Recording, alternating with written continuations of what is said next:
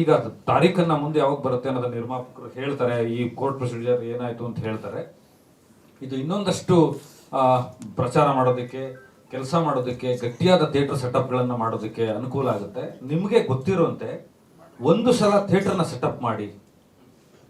ಆಮೇಲೆ 2 ವಿಷಯಗಳನ್ನು ನಾನು ಕ್ಲಿಯರ್ ಮಾಡ್ತೀನಿ. ಇಲ್ಲಿ ಕೆಲವು ಮಾಧ್ಯಮಗಳಿಗೆ, ಅಂದರೆ ಕೆಲವು ಯೂಟ್ಯೂಬರ್ಸ್ಗಳಿಗೆ ಮತ್ತು ಡಿಜಿಟಲ್ ಮಾಧ್ಯಮದವರಿಗೆ ಅವ್ರು ಇಲ್ಲಿದ್ದಾರೆ ಅಂತ ಅನ್ಕೊಂಡು ಹೇಳ್ತಾ ಇದ್ದೀನಿ.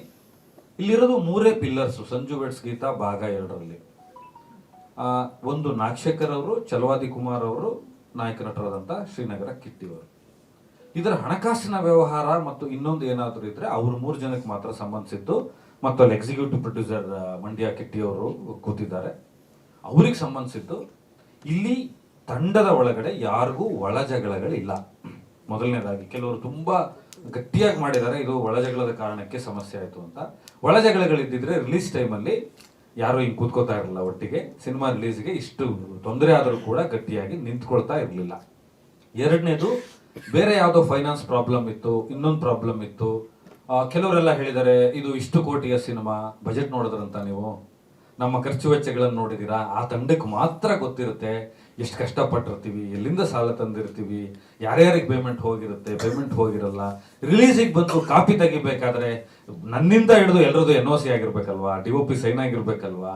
ಆ ಥರದ್ದೇನು ತೊಂದರೆ ಇಲ್ಲ. ಅದನ್ನ ದಯವಿಟ್ಟು ಸುಳ್ಳು ಸುದ್ದಿಗಳನ್ನು ಹಬ್ಬಿಸಬೇಡಿ.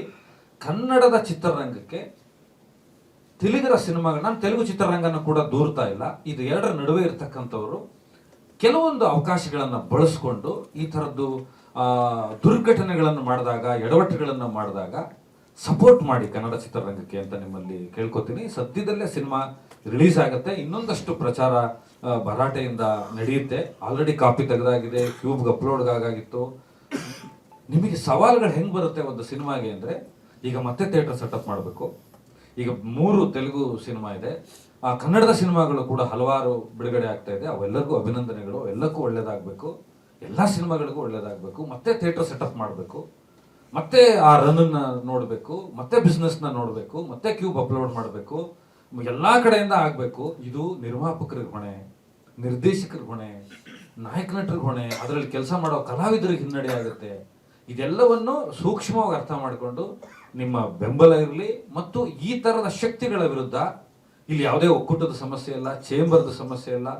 ಎಲ್ಲ ಸಿನಿಮಾಗಳು ಸಮಸ್ಯೆಗಳಿರುತ್ತೆ, ಅದನ್ನು ದಾಟ್ಕೊಂಡೇ ಸಿನಿಮಾ ರಿಲೀಸ್ ಮಾಡಬೇಕಾಗುತ್ತೆ. ಯಾಕಂದ್ರೆ ದೊಡ್ಡ ಬಜೆಟ್ನ ಸಿನಿಮಾ ಮಾಡುವಾಗ ಒಂದಷ್ಟು ಆತಂಕಗಳು ಇದ್ದೇ ಇರುತ್ತೆ, ಅದು ತಂಡಗಳಿಗೆ ಮಾತ್ರ ಗೊತ್ತಿರುತ್ತೆ. ಆ ಥರದ್ದು ಯಾವುದೂ ಇಲ್ಲ. ನಿಮ್ಮ ಆಶೀರ್ವಾದ ಮತ್ತು ನಿಮ್ಮ ಪ್ರೀತಿ ಇನ್ನೂ ಹೆಚ್ಚಿನ ರೀತಿಯಲ್ಲಿರಲಿ. ಈ ಒಂದು ಸಿನಿಮಾ ಗೆದ್ರೆ, ಈ ಒಂದು ಸಿನಿಮಾ ಸರಿಯಾಗಿ ರಿಲೀಸ್ ಆದರೆ ಮುಂದೆ ಬರೋರಿಗೆಲ್ಲ ಒಂದು ಮಾದರಿ ಆಗುತ್ತೆ. ಈ ಥರದ್ದು ನೀವು ನೋಡಿದ್ದೀರಾ, ಹಿಂದೆ ಹಲವಾರು ಕಾರಣಗಳಿಗೆ ಸಿನಿಮಾಗಳು 1 ದಿನ ಪೋಸ್ಟ್ಪೋನ್ ಆಗಿದ್ದಿದೆ, 2 ದಿನ ಪೋಸ್ಟ್ಪೋನ್ ಆಗಿದ್ದಿದೆ, 1 ವಾರಕ್ಕೆ ಪೋಸ್ಟ್ಪೋನ್ ಆಗಿದ್ದಿದೆ. ಸರ್ವೇ ಸಾಮಾನ್ಯವಾಗಿ ಇದನ್ನು ಮಾಡಿಬಿಡ್ತಾರೆ. ಇಂಥ ಶಕ್ತಿಗಳ ವಿರುದ್ಧ ಹೋರಾಟ ಮಾಡೋದಕ್ಕೆ ಸಿನಿಮಾ ತಂಡಗಳಿಗೆ, ಕನ್ನಡ ಚಿತ್ರರಂಗಕ್ಕೆ ಮತ್ತು ಉದ್ಯಮಕ್ಕೆ, ಇಲ್ಲಿರ್ತಕ್ಕಂಥ ತಂತ್ರಜ್ಞರಿಗೆ ಏನೂ ಮಾಡೋದು ಬೇಡ. ಸುಳ್ಳು ಸುದ್ದಿಗಳನ್ನು ಹರಡಿಸ್ದೆ ಸರಿಯಾದ ಸುದ್ದಿ ನಾನೇ ಮೀಡಿಯಾದವನಿದ್ದೀನಿ, ನಾನು ನಿಮ್ಗೆ ಸಿಗ್ತೀನಿ, ಕೇಳಿದ್ರೆ ನಾನೇ ಹೇಳ್ತೀನಿ. ಎಲ್ಲರೂ ಫೋನು ಅಟೆಂಡ್ ಮಾಡ್ತಾ ಇದ್ದೀನಿ, ಇದು ಹೀಗೆಲ್ಲ ಹೀಗೆ ಅಂತ ಹೇಳಿದೀವಿ. ಆ ಕಾಪಿಗಳನ್ನು ಕೂಡ ಯಾರಾದರೂ ಕೇಳಿದ್ರೆ ಕಳಿಸ್ಕೊಡ್ಬೋದಿತ್ತು. ಈಗಲೂ ಕೂಡ ಡೈರೆಕ್ಟರ್ ಕಾಪಿ ತಂದಿದ್ದಾರೆ, ಅದನ್ನು ನೀವು ನೋಡ್ಬೋದು, ಪಬ್ಲಿಷ್ ಮಾಡ್ಬೋದು. ನಿಮ್ಮ ಪ್ರೀತಿ ಇರಲಿ ಅಂತ ಕೇಳ್ಕೊತೀನಿ. ಮುಂದಿನ ತಾರೀಕು ಮತ್ತೆ ಹೇಗೆ ನಡೆಯುತ್ತೆ ಅನ್ನೋದನ್ನ ನಮ್ಮ ಛಲವಾದಿ ಕುಮಾರ್ ಅವರು ಮತ್ತೆ ಕಿಟ್ಟ ಅವರು ಹೇಳ್ತಾರೆ. ಕಿಟ್ಟಪ್ಪನವರು ಹೇಳ್ತಾರೆ, ಸ್ವಾದಿಷ್ಟತೆಯ ಸ್ವಾದ, ತಾಜಾತನದ ಆಹ್ಲಾದ, ಉತ್ತಮ ಆರೋಗ್ಯ ಮತ್ತು ಹೆಚ್ಚಿನ ರೋಗ ನಿರೋಧಕ ಶಕ್ತಿಯ ವೃದ್ಧಿಗೆ ಈಗ ನಿಮಗೆ ಸಿಗುತ್ತಿದೆ ಉತ್ತಮ ಗುಣಮಟ್ಟದ ಪೌಷ್ಟಿಕಾಂಶ.